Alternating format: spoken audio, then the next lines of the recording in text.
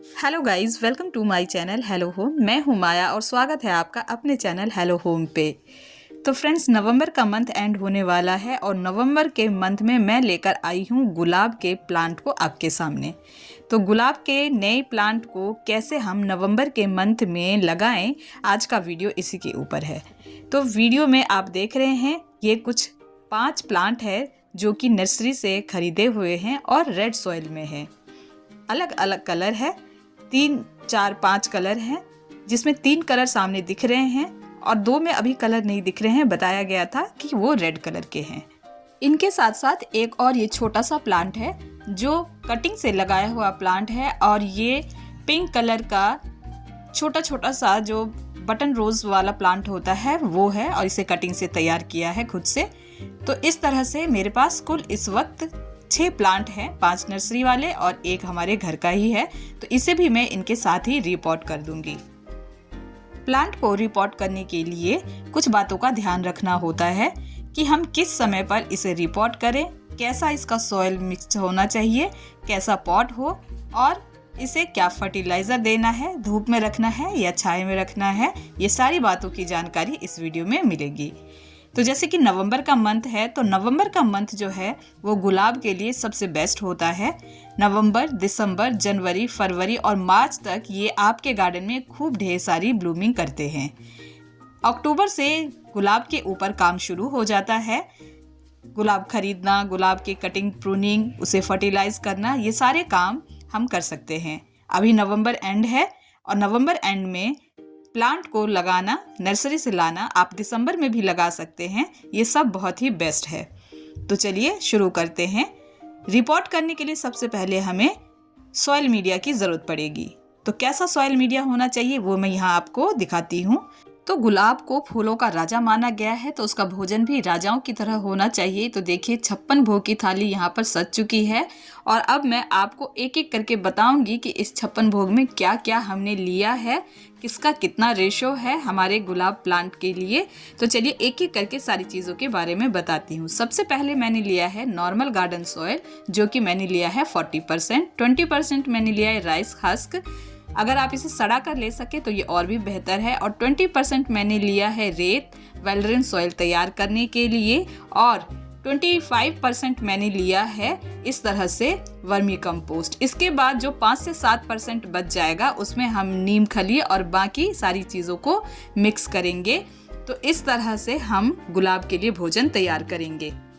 अब बात आती है कि प्लांट को हमें किस कंटेनर में लगाना है। तो सबसे बेस्ट होता है मिट्टी का पॉट, जैसा कि आप यहाँ देख रहे हैं। तो एक मैंने मिट्टी का पॉट लिया है, लेकिन छत पे ज़्यादा वजन ना हो तो उसके लिए अब मैं ज़्यादातर गार्डनिंग इस तरह के प्लास्टिक पॉट में करती हूँ।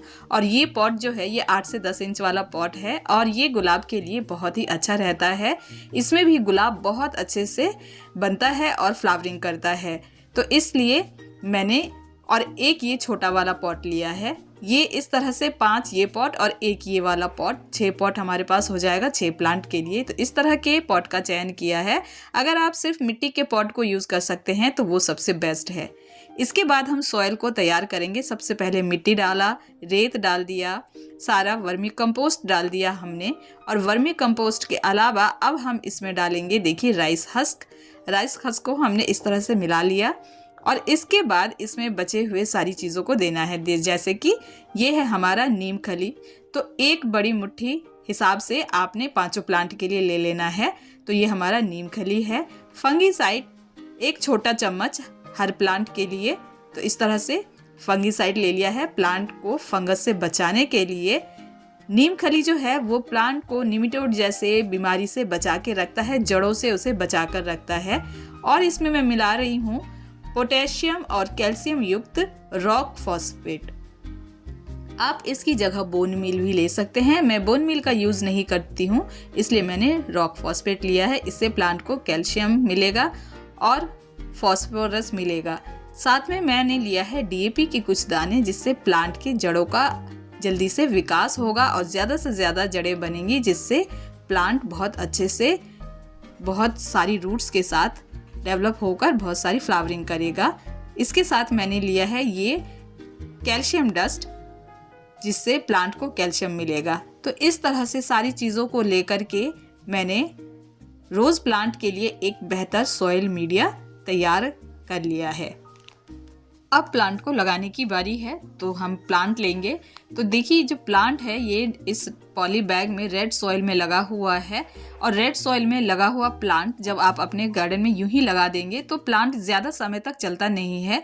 तो हमें सबसे पहले क्या करना है, पॉली बैग को कट करके और इसे बाहर निकाल लेना है।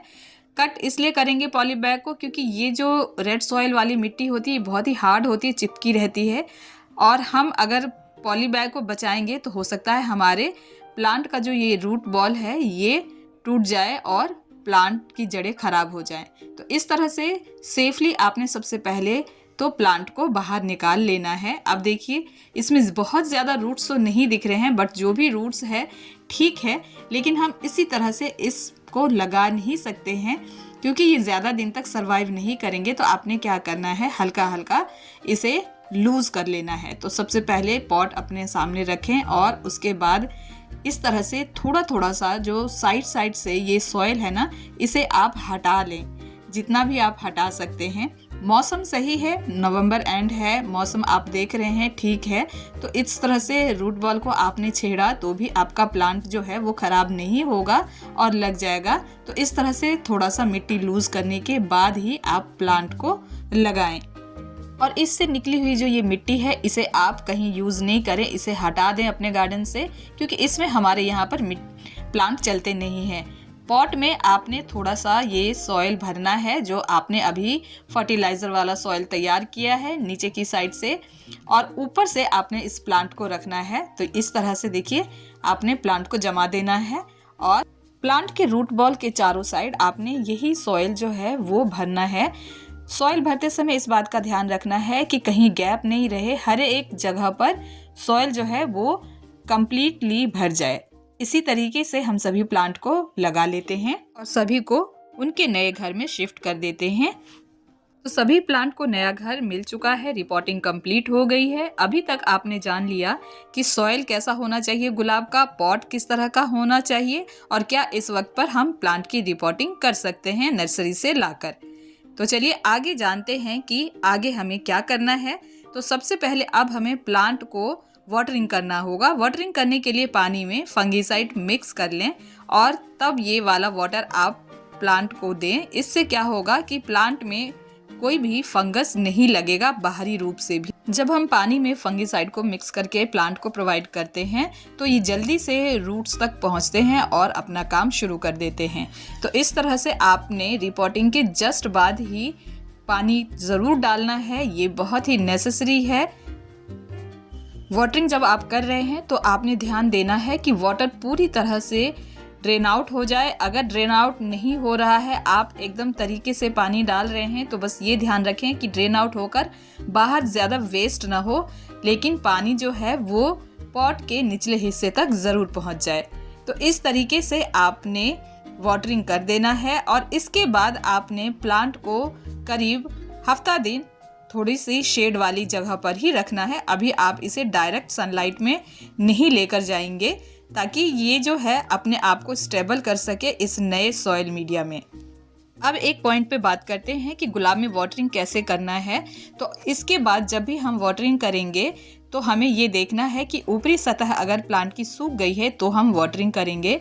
गुलाब को नम सॉइल जो है वो ज़्यादा पसंद है, तो इसके सॉइल को ना तो आपने बहुत ही ज़्यादा सुखाना है और ना ही आपने इसकी मिट्टी में बहुत ज़्यादा वाटर रखना है। इस तरह के सॉइल मीडिया में इस तरह के पानी के साथ गुलाब जो है बहुत अच्छे से बढ़ता है। और हफ्ते में एक बार आप इसे कम से कम एक बार, क्योंकि अब सर्दियों का मौसम है, तो एक बार आपने ऊपर से स्प्रे के द्वारा इसके ऊपर अच्छे से पानी डालना है, जिससे इसके हर एक पत्ते जो है वो डस्ट फ्री रहें और अच्छे से बढ़ते रहें। अभी हमने रिपोर्ट किया है तो इस तरह से जो भी इसके ऊपर खिले हुए फ्लावर्स हैं उन्हें कट करके हटा देना है, ताकि प्लांट जो है वो अपनी रूट्स की तरफ ज़्यादा ध्यान दे पाए, ना कि फ्लावर पे, और उसकी जो एनर्जी है वो सेव होकर उसके जड़ों तक लग पाए और प्लांट जल्दी से जल्दी अपने आप को संभाल पाए। अब बात कर लेते हैं कि गुलाब के प्लांट को किस तरह के धूप में रखना है। तो गुलाब जो है अब सर्दियों में पूरी धूप में रहना पसंद करता है। तो अभी जब हफ्ते दिन आप इसे छाया में रखेंगे, उसके बाद आप इसे पूरी सनलाइट में रखना है। जहाँ से आपने कट किया है वहाँ पर इस तरह से फंगिसाइड ज़रूर लगा दें, ताकि आपके इस ब्रांच को डाइबैक ना हो और ये ब्रांच बच सके। तो गुलाब के लिए हमने सभी ज़रूरी बातें यहाँ पर कर ली है। गुलाब के लिए कैसा सॉइल होना चाहिए, कैसा पॉट होना चाहिए, इसके लिए धूप कैसी होनी चाहिए, पानी कितना चाहिए और मौसम क्या सही रहेगा। तो सारी बातों की जानकारी आपको मिल गई है। गुलाब के ऊपर दी गई ये जानकारी आपको पसंद आई होगी। वीडियो पसंद आई है तो वीडियो को लाइक एंड शेयर करें। मेरे चैनल पर पहली बार आए हैं तो मेरे चैनल को सब्सक्राइब कर लें विद बेल नोटिफिकेशन। कमेंट ज़रूर करें, आपका कमेंट मेरे लिए बहुत ही ज़्यादा वैल्यूबल है। वीडियो को एंड तक देखने के लिए थैंक यू फ्रेंड्स।